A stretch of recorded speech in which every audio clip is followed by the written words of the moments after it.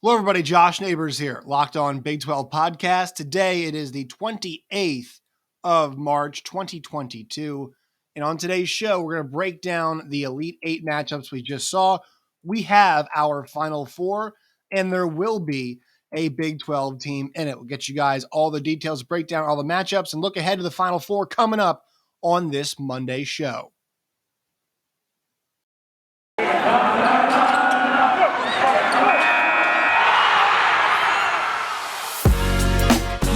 Locked On Big 12, your daily podcast on the Big 12 Conference, part of the Locked On Podcast Network, your team every day. All right, once again, hello, everybody. I am Josh Neighbors, the host of the Locked On Big 12 podcast. Let you all know that today's show was brought to you by Stat Hero. Stat Hero is the best way to play daily fantasy. Go check them out. Stat Hero is available in most states. All right, so a fun weekend of basketball. The results were compelling, but the games weren't great. Now, the Sweet 16 action was really good. I thought the Sweet 16 was a lot of fun. The Elite Eight did not produce many games that were close. The favorites were 3-1. They were 3-1. 3-1 against the spread as well. Your favorites being Houston, who was the only loser, Duke, also UNC, and then Kansas. So we've got a Big 12 team in the Final Four. Your Final Four being Villanova, Duke, UNC, and Kansas. So first of all, that's the first place you got to go. The Big 12 really has been a part of the Final Four so often, and we've chanced now to, as a conference, have back-to-back national champions and have back-to-back national champions come from different teams, right? And also think about this too. The last three tournaments, there's been a Big 12 team in each of the Final Fours. Now, I know a lot of conferences, have put teams in like that, but the fact that the last three tournaments in 2019, remember no tournament in 2020, 2019, Texas Tech was on the precipice of winning a championship. And then back in 2021, Baylor barnstormed their way to a national title. Kansas, the Jayhawks, now have a chance to win a second title for the Big 12 and be a third straight different Big 12 team in a national championship game. We're going to talk to Jesse Newell tomorrow morning from the Kansas City Star. Nobody knows Jayhawks basketball like him. And this is the result where we're going to start. But Kansas, to get there, it's been a season where that's the expectation for them with everything they brought in, with everything that they got. That's the way that it should be. And I think that's the expectation for Duke. I think this Duke team was the same way in Coach K's last ride. This team is really talented. I don't know if they thought that these guys would all come on the way they have, but they've got like five legit dudes where it's just, they're going to be NBA players. I think between Roach and Griffin and Banchero and Moore and Williams, I mean, let's talk about these groups as, a collection of, hey, you have five guys you throw out there and you're like, all right, one of these guys can win me a basketball game. Duke's got five guys who can do it in different ways. Carolina now has 4 or 5 guys who can do it for you in different ways. Villanova, we know that their the way they get things done is variety now. Really awful news for them with Justin Moore going out. We'll get to that in a little bit. But Kansas, between Oshai and Christian Brown and McCormick and Lightfoot was great yesterday, and Jalen Coleman Lands and Remy Martin. I mean, this is a complete group. And all these are complete groups. So while the Elite Eight wasn't great, I think we're setting up for a good Final Four. And look, I think there's a lot of discourse right now about, oh, is this good for the tournament? Well, I thought we had upsets. Like, this is the way it works. The upsets do give way to the strong surviving, right? I thought Miami as a collective was playing really good basketball, and they were up on KU, and then KU turned it on. Arkansas, in a lot of ways, not a Cinderella, but they knocked off a Gonzaga team. They forced Duke to give them their best shot, and they didn't go away in that game. Not at all. And Duke found that confidence against Texas Tech. They found it against Arkansas. Like, they are these teams that were along the way that pulled some upsets. Really, Houston, for a great example, that they were on a slugfest against Villanova. They St. Peter's is a lesser extent, but that game wasn't pretty. So these teams that pulled upsets, that were on these good runs, I think for the most part did draw out a lot of quality of play from these top teams in some pretty meaningful ways. And we'll break all that down. So let's begin with Kansas 76, Miami 50. That's what we'll start because it's a Big 12 team. It was the most recent action. This game is two separate halves, right? Kansas down 6 after one frame. And then we go to the second half. Kansas outscores Miami 47-15 in the second half. This was a balanced Kansas effort. Whether it be David McCormick with 15 and 4 and 6 of 7 shooting in this game. Ochai Agbaji was 8 for 12 with 18 points. Only took 2 threes, made them both. Had 5 rebounds, 4 assists, 4 steals, all over the place. Remy Martin did not have a great game. He was 4 for 9, but 9 and 6 on the board count. This was a balanced effort. KU shot 50% from the floor, 36 from 3. The one part where they struggled, 13 for 26 from the line.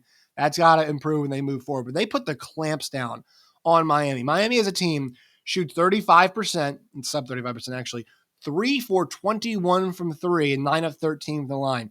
You got to make your shots. They also turn the ball over 14 times. I've been waiting all year. I still feel this, and we'll talk about this with Jesse tomorrow.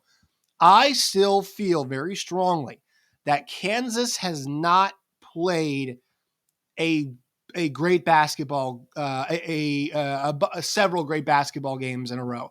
I think that Texas Tech win in the Big 12 championship was a pretty awesome game for them. I'm at a point now where I think they've figured out, like, they have so many different guys. It can be a guy on a certain night, or a group of guys, 2 guys, 3 guys. Like, we've yet to see it all cooking back to back games. I think I could be wrong on this, but this is the way I feel right now. That second half, that's what we're talking about. That was gang busters. They were running up and down the floor. They were blocking shots. They're getting and ones. They were going to the rim. I mean, they were in attack mode the entire time. And I thought that was the impressive part. 18 assists on 29 shots. And it feels like, they've got this mixture of good passing, they run in transition. And then you've got Remy Martin, who had a couple, yes shots. The pull-ups that he takes in transition sometimes are yes shots, but he hits some of those. The guy, ultimately he is the bailout guy on certain possessions, but love the way that Ochai Agbaji looked. The cold shooting was happening, and then he goes 8 for 12 in this game. And, Kansas to really hammer this Miami team that took it to Iowa State a little bit. They did take it to them in that game. It just kind of shows you the levels in the Big 12, right? Miami was able to, get on a little nice run here against KU, but then once Kansas showed up in the second half, it was curtains. That game was over. And so KU advances the Final Four. We'll have a lot more on them all week, but that's kind of where we start. And that result, that second half, that's the national champion. If they can bring that out, that version, that second half, it beats Duke, it beats Carolina, it beats all of them at their best. I really think, and all those teams' best looks awesome, right? That what we saw on offense and on defense from Duke in that game against Texas Tech was amazing. What we saw from UNC against UCLA, that will definitely get you close to a title. Villanova, we know what their best looks like. I think they showed that against Ohio State. That's close to a title, but I'm not sure anybody's peak looks like that KU peak. All right, one quick word from our sponsors. We'll get to the rest of these games. Today's show is, as I mentioned to you guys, brought to you by Stat Hero. We all love March Madness. It's time for you guys to take control, though, of your March Madness action. Stat Hero's single game pick'ems pits the stars against the stars in an amazing hybrid between fantasy and sports gambling. Once again, take control from those handicappers that always seem to have the advantage. Start focusing on the players that you know best, the gameplay that doesn't rely on big spreads, odds, or funky props. They simply post sets of players. You take from that set of players against a set of their own players. Stat Hero is the easiest and fastest way to get your sports action fix. The simple and sleek gameplay will have you playing in minutes. This is what daily fantasy was meant to be. Sign up for free right now at stathero.com/lockedon for a 100% deposit match. That's stathero.com/lockedon. Use promo code Locked On for a 100% deposit match. Terms and conditions apply at StatHero and StatHero.com. All right, other results from this weekend. It was the dream died as UNC hammered St. Peter's 69. I might have that wrong. 69-49. It was a 20-point game in the end. Look, this Carolina actually didn't shoot great. They were 6 for 22 from three. They shot 41% from the floor, only 13-21 from the line. Armando Bacot, 20 and 22. He is a problem. They did a great job, I thought, all things considered, St. Peter's against the bigs. I know that's who they fed in the end, Purdue. They fed the bigs in the end, and that was the only offense they could generate, though. The offensive rebounding from Armando Bacot is a huge problem. 8 boards. This is why this Duke matchup is so intriguing, is that Duke went back to that zone. We've seen him do it a few times over the last couple of years. Can you play that zone against Carolina? The reason I say this is because the one thing you have to understand about zones is that there is no box out assignment. So, because you have an area, take for example, I'm going to say I'm the middle guy, right? In a 2-3 zone, if this is the court right here, all right, you've got 2 guys at the top, you've got 1 in the middle, 2 flanking them. Pretty easy, right? But you stay in your area. You usually don't switch. The only 2 guys you'll see switch is you'll see the guards switch spots. You don't want, if you have a big, you don't want your big to switch spots with a wing, because ostensibly they could send the big, the offensive big there and kind of create a mismatch in that area. And also, when a shot goes up, you have to find their big or whoever in your area. You got to find who's there. Well, if they put 2 guys in your spot, right? Who do you pick? Who do you box out? Maybe there's a guy who's the front wing guy and there's nobody in his zone, but there's 2 guys in the bottom part. There's 2 guys, there's once again, 2 up top, one, 2, 3 down low. Maybe there's nobody in this area on offense. Maybe there's 2 guys down here on offense. Well, the top guy's got to come down and help out the wing guy or help out the big, right? That's kind of how it works. And if you don't locate Bacot immediately, it's over. It's over. He's going to get the ball. The reason why UNC beat UCLA is because Armando Bacot got an offensive rebound and saved a ball going out of bounds. He lives on the baseline. He lives there. And the baseline is where a lot of things can happen for you against the zone. I think Manic in the short corner area. I think Manic also at the free throw line, paired with Bacot down low, paired with the shooters they have on the outside. You can't play that zone. You can switch. Maybe you can switch between what you're running, but the key is you can straight up defend Carolina, man. They're on fire, and that's the one thing I think was so frustrating for them all years. They just didn't find it. It was Bacot night. Okay, it's great. Whereas Brady Maddox had a nice game. Great. Caleb Love had a nice game. They're all playing well in unison. Because Bacot just kind of does what Bacot does, right? He's a walking double-double. But when you get the 2 other guys getting involved, when you get, Caleb Love, you get RJ Davis, you get Leaky Black, good game, Manic, like if they get 2 of the other guys going and they get obviously the Bacot experience, it's over. It's over for you. It's why it's like the one matchup I think is, it's Kansas. Like Kansas, the one team where it's like, all right, this is the one group that can match them. Like you want to go up and down the floor, you want to shoot threes, you want to play with the bigs, you want to stretch the floor, you want to, you want to cover Jalen Wilson on strong takes, you want to cover Remy Martin in transition, you want to cover Oshai attacking the rim, you want to cover him from deep, Christian Brown too. They just have so many weapons. That's why I think Carolina and Kansas is kind of my ideal championship game. I think that's the game that I want to see just because of the way both teams are playing. But Carolina really swamped St. Peter's. What a run. Obviously saw Shaheen Holloway news that he's going to be moving on to Seton Hall. Good for him. And I hope those kids in the next group of generation, whoever that plays at St. Peter's, their facilities and whatnot are become better, because I'm not sure you guys saw awesome article in Sports Illustrated about really what they deal with. And it's some tough conditions to play in. So hopefully those things improve for those kids at St. Peter's. But what a magical run. The first 15 seed to ever reach a Final Four. And they didn't quit. They did not quit at any point in this game. They missed a lot of shots. It was difficult for them. They didn't quit. And that's credit their coach, who was, to me, the best coach in game all tournament. That's impressive. All right. Duke 78, Arkansas 69. So this was a case of just the better team won. Duke was 8 to 10 points better than Arkansas pretty much the entire game. That's kind of where this game was. They were perfect from the line. Arkansas was 11 for 11. They shot 30% from three, 42 from the field. Duke was 55, 40, and 89. They turn the ball over a good deal. That's what happens against Arkansas. 4 of their 5 starters go in double figures. AJ Griffin in this game, 18 points, 7-9 shooting, dead eye from 3.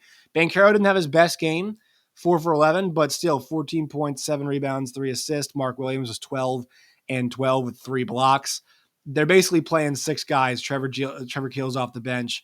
Then Theo John is also plays a little bit too, but really not a whole lot, else going on for them. So, yeah, I mean, they got Moore and Griffin and Banchero and Williams and Roach and Keels. I mean, it's a balanced group. It's a balanced breakfast, as I said, that you're getting with this Duke team. And they are playing their best basketball. I really think that Texas Tech game gave them the confidence going into the Arkansas game because Texas Tech really gave them their best shot. And down the stretch, Banchero and Roach were the difference. They were just hitting their shots. They're hitting tough shots. They're getting open. And that if you beat a defense like that, who can you not beat? Now, the one thing Texas Tech can't do in a way that Kansas just did against Miami, marry the defense and the offense. The question is, can KU defend like that for a full game? And the reason why I'm comparing KU, obviously, to the Big 12 team, kind of thinking about these matchups. Hey, what does that look like if they were to face Duke in a title game? That's the interesting part. Can Duke marry that? I think it's another really close game. I think it's an awesome game. Duke and Kansas. But I would love to see, once again, I kind of want to see Carolina versus, most because I want to see Carolina and Coach K's run. But I would love to watch Duke versus Kansas. I'd love to watch Duke versus Kansas.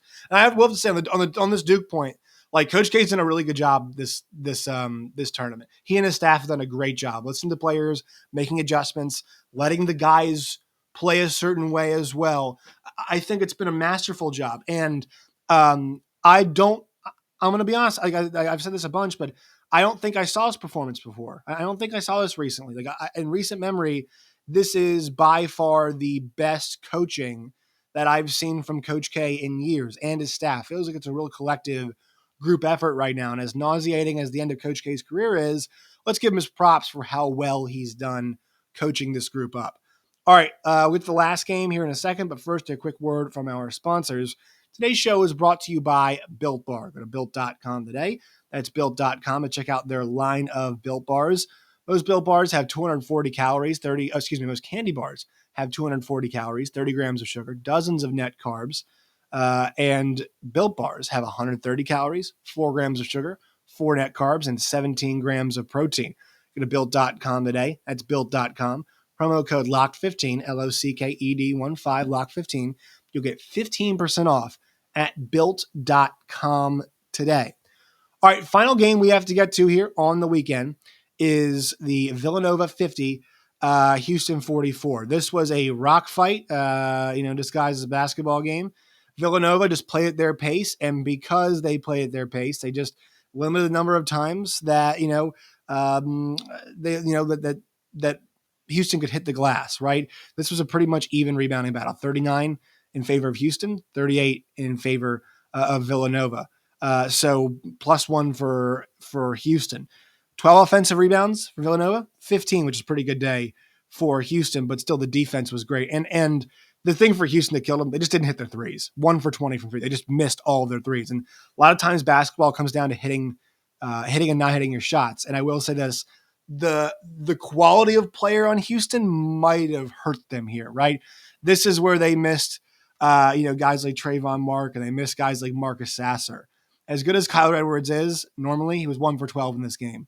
And you need a guy like Quentin Grimes, like a Marcus Sasser, like a Kyler Edwards, kind of those upper tier talented guys that hit shots. Between Jamal Shed, who I really like a lot, and Kyler Edwards, 0 for 13. 0 for 13 from 3. This game ended up being kind of close in the end, but Villanova wins it shooting 29% from the floor, 5 for 21 from 3, 15 from the line. Point something specific, making free throws. That's what got the job done for Villanova. Justin Moore goes down. Achilles injury, it looks like. Done for the year. Heartbreaking. Dan Dockich, who I work with, always says this. He's and I don't agree with a lot of what Dan says. I love Dan, my guy. You hate to see the kids have to go through this. 14.8 points per game this season for Justin Moore. Nearly 5 rebounds a game, 2.3 assists, shoots 40% from the floor, 36 from 3, 75 from the line. Just a really good player and a guy Villanova relies on. And it's just really tough to see a kid like that go down who's meant so much this late, and we'll see how that impacts him. But full breakdown of that coming up. So it's KU against Villanova, UNC versus Duke. We'll have a full breakdown of all of this coming this week. Thank you all for watching the show. Make sure you subscribe. Follow us on Twitter at LO Big 12. Follow me at Josh Neighbors _ find us wherever you get your podcast. And also make sure that you guys, once again, subscribe on YouTube. Till next time, my friends, as always, stay safe.